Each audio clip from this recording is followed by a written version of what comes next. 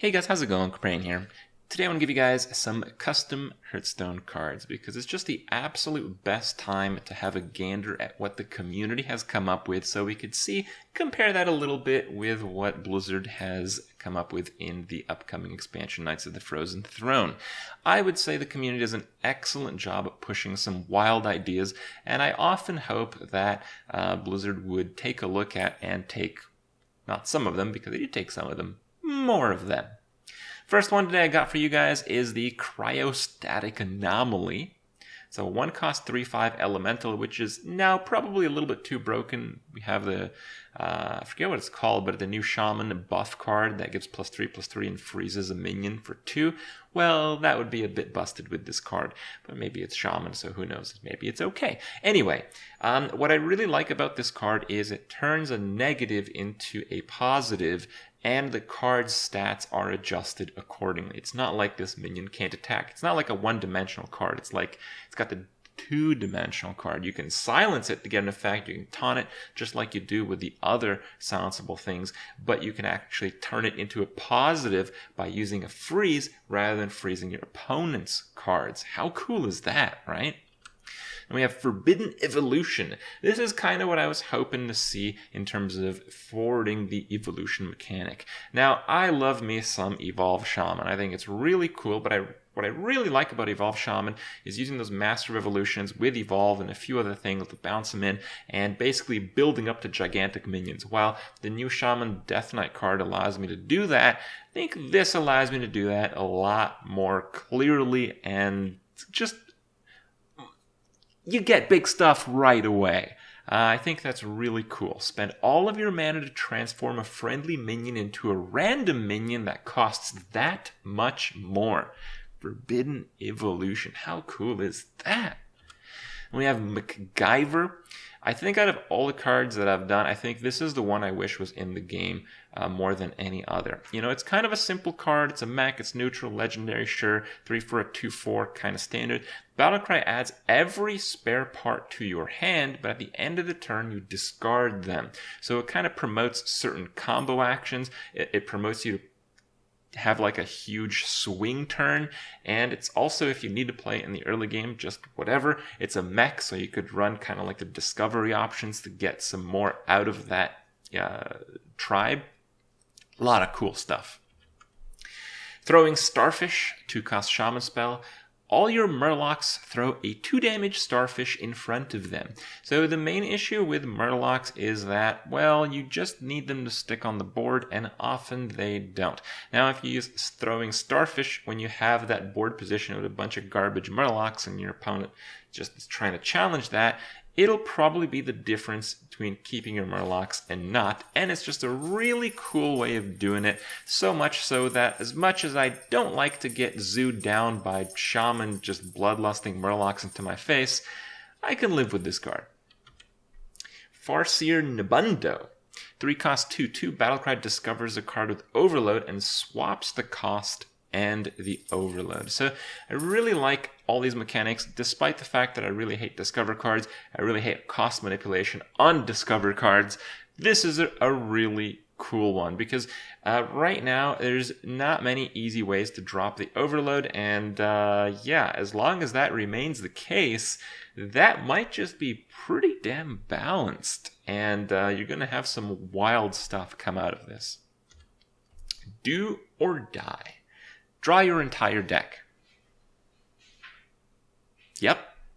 I actually came up with a card similar to this some time back, and it was like kind of like a joke card. It was like a rogue card where you just draw 20 cards, and obviously it mills your hand, mills your deck, and if you draw it way too late in the game, it kills you.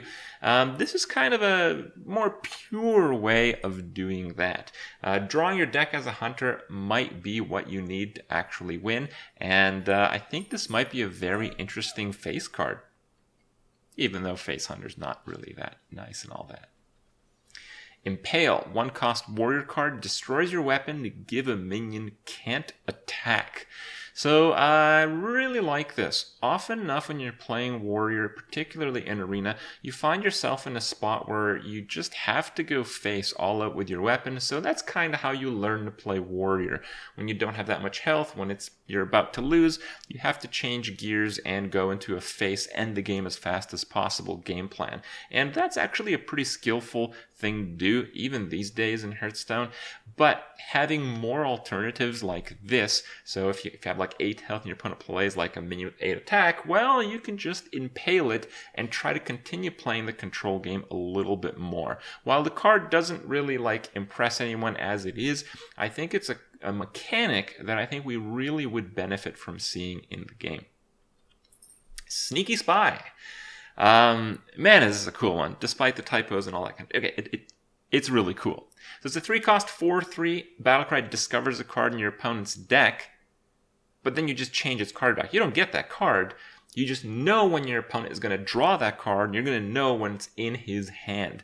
I think that's really cool. I've dealt with a lot of like stream sniping stuff. Some of my subs, when they play me, they send me their decks. And while, there's a bit of an unfairness to that, I think putting the hand revealing mechanic in the game is actually probably quite a big benefit, as long as you don't go too out there. Like, you can't just know your opponent's hand all times. That kind of ruins the game, right? But just things like these, maybe a couple more, I think would really make for some interesting games. And we have Monk Sensei. So this mechanic of overstated card that can't attack, and then when you enrage it, it can attack. That's kind of been played out, but I really like the balance and thought behind this card. You got like the old panda, he's got to get pissed off to do something. It's 5 for a 7/8, but really it has to take damage to actually attack, so it's really at best 5 for a 7/7. It's 5 for a 7/7 with potentially inactive options. That's actually pretty balanced, but pretty strong in the right deck or in the right situation. Really well done. This is my own creation, kind of was inspired when we had the last recent batch of nerfs. Yeah, this is just how you handle things. Doesn't cost very much, but then you just reduce the power level of the card until it's no longer playable. And the best part about doing that is, next expansion, you can just reprint that mechanic again. Sunfire deals 0 to a minion and 1 to adjacent ones. Probably one of the coolest spell damage encouraging cards I have seen in the past. Now, the only issue with that is we have Thalnos, but not really much else to make that work. But still, I think cards like these do deserve their spot in the game. Leather Boots. Probably the best thematic card I have seen. So it costs 1. You destroy a friendly beast, but you gain 8 armor, and they're so fashionable. Well, that's what it is, guys. Custom Hearthstone cards are going to continue. If you like them, head over to Our Custom Hearthstone. There's a lot of websites that allow you to design them. I'm really curious to see what people come up with, especially now when, we had all these card reveals from Knights of the Frozen Throne, and people started posting the fact that the cards that Blizzard created were cards that they made 6 months ago, a year ago, 2 years ago. It seems like people are starting to pay attention, and just this fun little hobby that some people had has grown into a community, and I would like to think it's not just coincidence that these cards are now being printed as part of the actual game. Let me know what you think. Hope you guys enjoy my review, and I'll see you guys in a little bit.